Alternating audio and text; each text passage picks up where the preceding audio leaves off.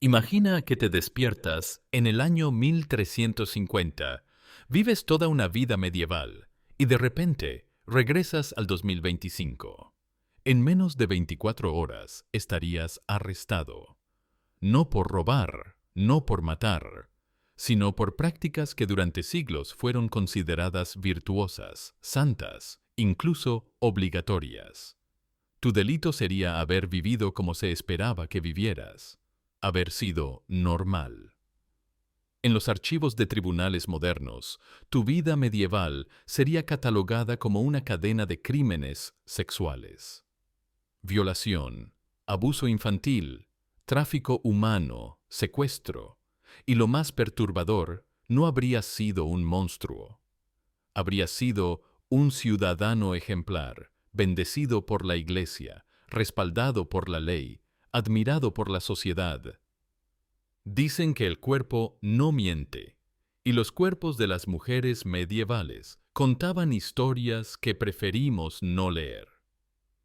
Historias grabadas en pergaminos legales, bendecidas en altares, normalizadas en contratos matrimoniales. Porque lo que hoy llamamos crimen, ayer se llamaba tradición. Y lo que hoy nos horroriza durante siglos fue la columna vertebral de la civilización occidental. Esta no es la historia de monstruos aislados. Es la historia de un sistema que convirtió la monstruosidad en virtud.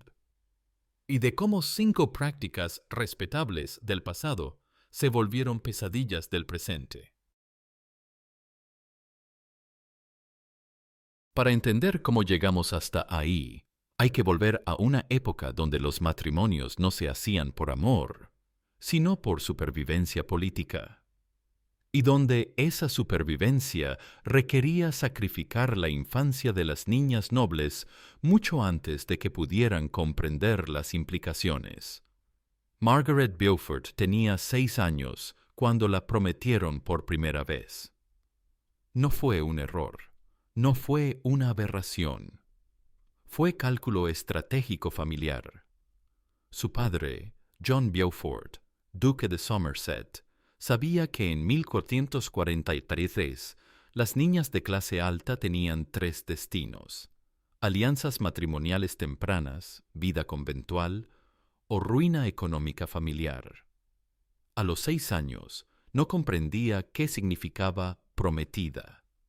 Sabía que debía obedecer a un desconocido, vivir bajo autoridad ajena y prepararse para responsabilidades que nadie se atrevía a explicarle claramente. Solo le decían que eran deberes sagrados que entendería cuando llegara el momento. Su primer prometido, John de la Pole, hijo del duque de Suffolk, tenía 23 años.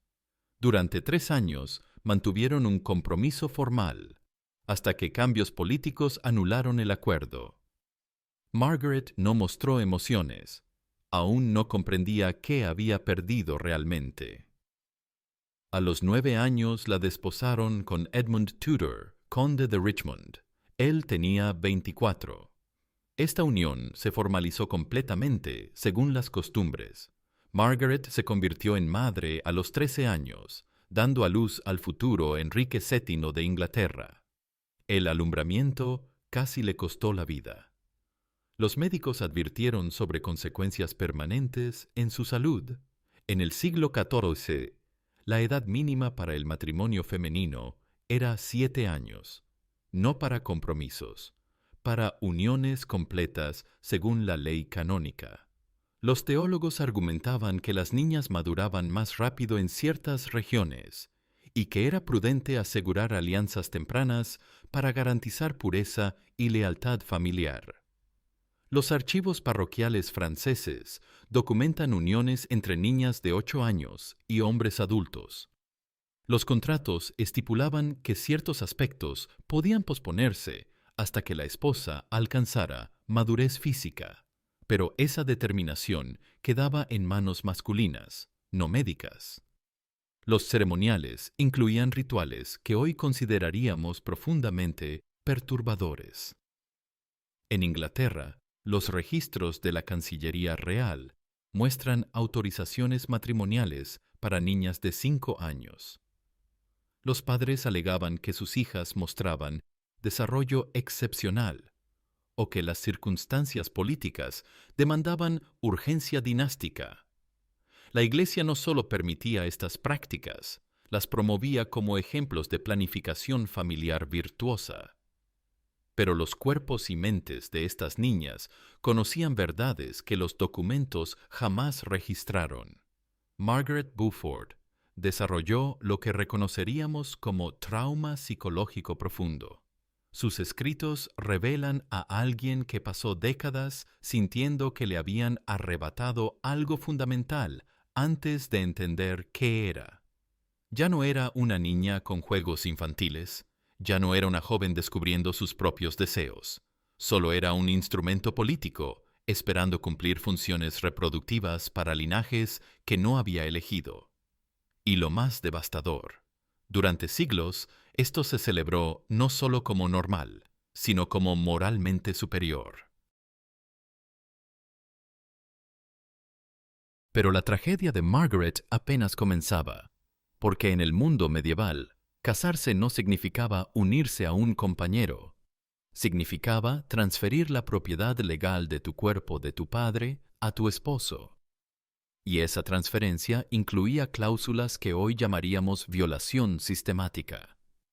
En el derecho canónico medieval, el concepto de violación marital no existía. Era literalmente imposible. El matrimonio constituía un débito conyugal permanente, donde la esposa debía proporcionar acceso sexual ilimitado bajo demanda. Negarse era pecado mortal, deserción matrimonial y, en muchas jurisdicciones, crimen punible. Las leyes sajonas de Inglaterra eran explícitas. Si una esposa niega el lecho a su marido, será azotada públicamente hasta que consienta o muera en el intento. No era crueldad, era jurisprudencia. Los legisladores argumentaban que Dios había diseñado a las mujeres específicamente para la sumisión sexual. Los manuales de confesión instruían cómo aconsejar a esposas rebeldes. Si una mujer se quejaba de violencia sexual de su marido, el confesor debía preguntarle qué había hecho para provocarlo, si se había negado a él recientemente, si había sido suficientemente sumisa. La violación no era el problema, la resistencia lo era. En Francia, los códigos legales establecían que un hombre podía corregir a su esposa físicamente si ella se resistía a sus derechos matrimoniales. Golpear a una esposa que se negaba al sexo no solo era legal, era responsabilidad marital. Un hombre que toleraba la frigidez de su esposa era considerado débil, poco cristiano. Los registros judiciales de París contienen casos de mujeres procesadas por abandono del lecho conyugal. El castigo estándar era el encierro en conventos-prisión hasta que recuperaran la humildad cristiana. Algunas permanecían años, algunas morían allí. Todas eran consideradas criminales por proteger sus propios cuerpos. Santo Tomás de Aquino formalizó estas ideas en Doctrina Oficial Católica. En su Summa Teológica, escribió que las mujeres eran hombres defectuosos, creados específicamente para la reproducción. Negarle sexo a un esposo era como negarle agua a un sediento, era homicidio por omisión. Las cartas privadas de nobles medievales revelan cómo se vivía esta realidad. Blanca de Castilla escribió a su hermana describiendo cómo su esposo la visitaba cada noche independientemente de si estaba enferma, menstruando o recuperándose del parto. No tengo voz en mi propio lecho, escribía. Mi cuerpo es territorio conquistado donde nunca ondea mi bandera. En los códigos legales germánicos, Un hombre podía matar legalmente a su esposa si la encontraba en adulterio, pero una mujer no podía ni siquiera divorciarse de un marido que la violara hasta casi matarla. La lógica era simple. Él poseía su cuerpo por derecho divino. Ella no tenía derecho sobre el suyo propio. Su cuerpo no le pertenecía a Blanca, ni a ninguna mujer casada. Les pertenecía a hombres que podían usarlo cuando quisieran, como quisieran, hasta destruirlo si era necesario. Y esta no era opresión, era el orden natural de las cosas, bendecido por Dios y protegido por la ley. Pero si el matrimonio convertía a las esposas en propiedad sexual, el sistema feudal fue aún más lejos. Creó una institución que legalizaba la violación como privilegio de clase, el derecho de pernada, o ius primae noctis, el derecho del señor feudal a yacer con cualquier novia antes que su propio esposo. En 1305, en una aldea cerca de Amiens, una joven llamada Marie se casó con Pierre, un siervo que trabajaba las tierras del conde de Vermandois. La ceremonia fue hermosa. Flores silvestres, vino local, música de gaita. Hasta que llegó el momento de la bendición señorial. El conde, siguiendo la tradición feudal, ejerció su derecho a pasar la noche de bodas con la novia. No era violación según la ley. Era un privilegio territorial incluido en los contratos de vasallaje. Marie no podía negarse sin condenar a su familia al hambre. Pierre no podía protestar sin condenar a su pueblo a represalias. Marie pasó su noche de bodas siendo violada por un extraño mientras su esposo esperaba afuera. Al día siguiente, el conde le entregó una moneda de plata como compensación por el servicio y la devolvió a Pierre como una propiedad ligeramente usada. Los invitados aplaudieron la generosidad señorial.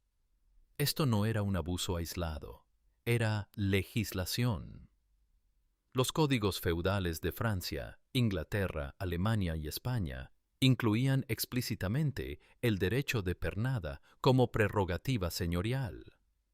Los señores lo consideraban compensación por proteger a sus siervos. Los siervos lo consideraban el precio inevitable de la seguridad feudal. En Escocia, el derecho del señor estaba tan institucionalizado que las familias campesinas ahorraban durante años para comprar la exención, el cullage o marchet. Los registros de los condes de Lennox muestran ingresos sustanciales por ventas de exenciones matrimoniales. Los señores feudales no veían esto como violación, lo veían como inspección de calidad matrimonial. Argumentaban que al yacer con las novias, verificaban su pureza, evaluaban su fertilidad y aseguraban que producirían buenos trabajadores para el feudo. Era administración de recursos humanos primitiva, no abuso sexual. La Iglesia no solo toleraba esta práctica, la teologizaba. Los canonistas argumentaban que Dios había establecido jerarquías sociales donde los superiores tenían derechos naturales sobre los inferiores. Si un señor tenía derecho a la labor de un siervo, lógicamente tenía derecho a la fertilidad de la esposa del siervo. Los registros judiciales franceses contienen casos de siervos que intentaron resistir el derecho de pernada. Un campesino de Borgoña fue colgado por interferir con prerrogativas señoriales después de esconder a su esposa durante la noche de bodas. Su esposa fue violada públicamente como castigo por la traición matrimonial de ambos. Marie no fue la primera ni la última. Durante siglos, miles de mujeres pasaron sus noches de bodas siendo violadas por extraños, mientras sus esposos esperaban su turno. Sus cuerpos se convirtieron en territorios feudales, donde otros hombres plantaban banderas antes que sus propios maridos. Cuando una mujer deja de controlar con quién pierde su virginidad, deja de ser dueña de su propia historia. Y en el mundo feudal, ninguna mujer de clase baja era dueña de nada, ni siquiera de su primera noche como esposa. Pero el sistema medieval fue aún más perverso. No solo legalizó la violencia doméstica y como privilegio feudal, también institucionalizó la explotación de menores como política pública municipal. Los establecimientos de mancebía no eran negocios privados marginales, eran servicios públicos operados por los gobiernos locales. En Aviñón, durante el papado de Clemente VI, el gobierno municipal operaba un establecimiento oficial llamado la Abaye. Literalmente se llamaba la Abadía, porque estaba bajo supervisión eclesiástica directa. Las trabajadoras llevaban velos blancos como novicias, rezaban antes de cada servicio y entregaban el 10% de sus ganancias como diezmo obligatorio. El establecimiento empleaba rutinariamente menores de edad. No era escandaloso. Era política oficial. Los concejales de Aviñón argumentaban que los hombres jóvenes necesitaban educación apropiada antes del matrimonio y que las niñas pobres necesitaban oportunidades laborales realistas. La industria municipal resolvía ambos problemas simultáneamente. Los registros de la Abaye muestran contratos laborales para menores que especificaban horarios, tarifas y especializaciones de servicio. Una menor llamada Marguerite tenía un contrato que la obligaba a atender caballeros mayores que requieren atención especial 6 días por semana. Su salario lo administraba el municipio, que retenía el 80%. En París, el preboste real estableció 12 establecimientos municipales en 1254. Las ordenanzas reales especificaban que las trabajadoras debían ser jóvenes suficientes para inspirar interés masculino, pero experimentadas suficientes para prevenir conflictos innecesarios. En la práctica, esto significaba adolescentes con preparación previa institucional. Los consejos municipales justificaban estos establecimientos como prevención de crímenes sexuales. Argumentaban que hombres con acceso a servicios legales no atacarían mujeres respetables. Los prostíbulos oficiales protegían la pureza de las esposas, canalizando los impulsos masculinos hacia víctimas apropiadas, niñas pobres que ya estaban perdidas. La Iglesia no solo toleraba esta explotación, la teologizaba como obra de caridad social. Santo Tomás de Aquino escribió que estos servicios eran como las cloacas en las ciudades, moralmente cuestionables, pero socialmente necesarios para prevenir males mayores. Las trabajadoras eran sacrificios humanos que preservaban la pureza general. En Florencia, los Médici establecieron el Oficio dell'Onestà, una burocracia municipal dedicada exclusivamente a administrar estos servicios oficiales. Emitían licencias, fijaban precios y reclutaban nuevo personal de orfanatos y familias necesitadas. Los registros muestran adquisiciones sistemáticas de menores.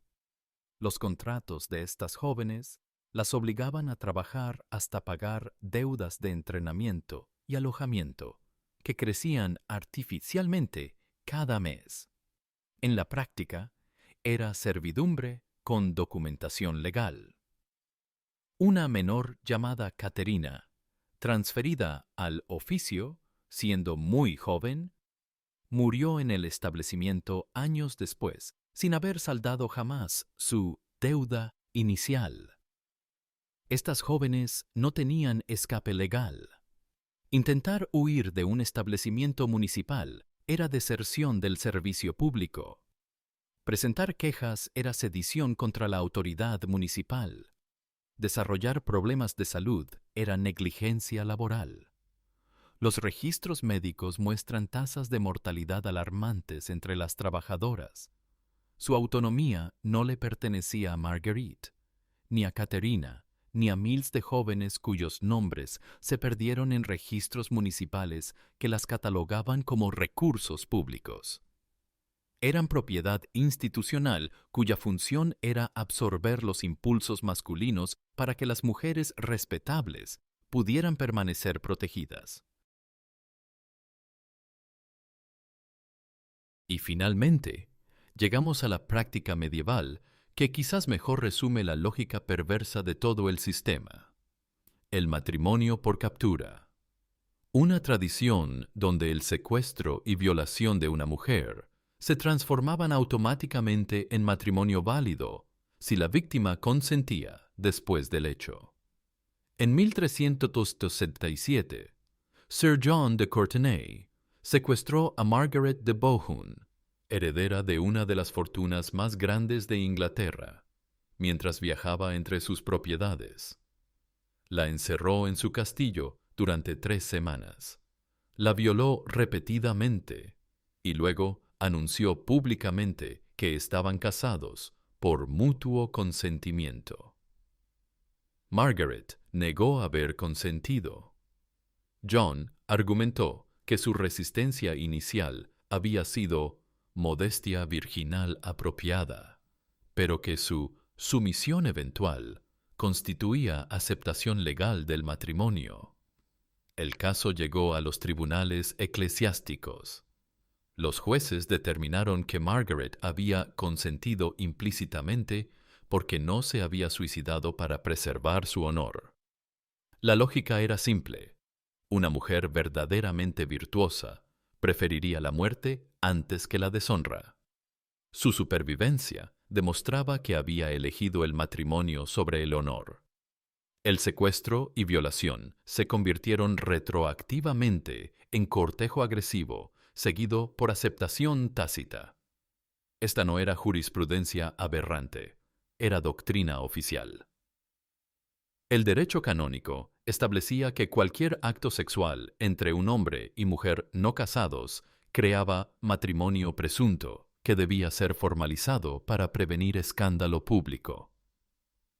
La violación era evidencia de consumación matrimonial. Los códigos legales germánicos incluían el raptus como método matrimonial legítimo. Un hombre podía secuestrar a cualquier mujer soltera, violarla, y luego reclamar matrimonio por derecho de primer acceso. Si la familia de la víctima protestaba, el secuestrador pagaba una multa equivalente al precio de novia estándar. En Francia, las ordenanzas reales especificaban que el matrimonio por captura era válido si la víctima permanecía con el secuestrador más de 24 horas sin intentar escapar. No importaba si estaba encadenada, drogada o amenazada de muerte. Su presencia física continua constituía consentimiento por acción. La Iglesia desarrolló rituales especiales para santificar estos matrimonios. Las ceremonias de matrimonio por reconciliación incluían confesiones públicas donde la víctima admitía haber provocado su secuestro con conducta imprudente, pedía perdón por resistir la voluntad divina y prometía obediencia especial a su violador. Los cronistas medievales describían estos secuestros matrimoniales como romances apasionados, donde hombres conquistaban a mujeres que secretamente deseaban ser conquistadas. Las víctimas que luchaban eran doncellas tímidas que necesitaban persuasión. Las que no luchaban eran mujeres sabias que reconocían un buen partido. En España, durante las guerras de frontera con los musulmanes, el matrimonio por captura se extendió hasta incluir mujeres casadas. Los comandantes cristianos argumentaban que las esposas de enemigos capturadas se convertían automáticamente en solteras porque sus matrimonios infieles no eran válidos ante Dios. Las víctimas de matrimonio por captura no tenían recursos legales. Apelar contra el matrimonio requería admitir públicamente haber sido violada, lo cual destruía su reputación para siempre. Permanecer casada significaba vivir con su violador. Intentar huir era abandono matrimonial, punible con excomunión. Margaret de Bohun murió a los 23 años dando a luz a su cuarto hijo con John de Courtenay. Sus cartas privadas, descubiertas siglos después, revelan una mujer que nunca se recuperó psicológicamente del trauma inicial. Escribía sobre vivir en casa del enemigo y criar hijos del diablo. Sin fronteras, sin leyes, sin opciones. Las víctimas quedaban atrapadas en uniones que comenzaron con los crímenes más atroces, pero que la sociedad redefinía como los sacramentos más sagrados. Sus cuerpos se convertían en territorios conquistados donde la violencia inicial se transformaba en amor retroactivo. Su cuerpo no le pertenecía a Margaret, ni a miles de mujeres cuyos matrimonios comenzaron con cadenas y terminaron con certificados sacramentales.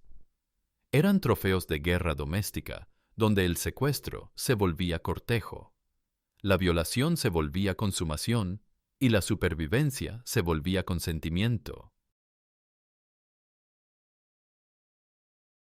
Para comprender esta realidad histórica, debemos examinar una época donde las alianzas familiares determinaban destinos y donde la infancia terminaba abruptamente por decretos sociales.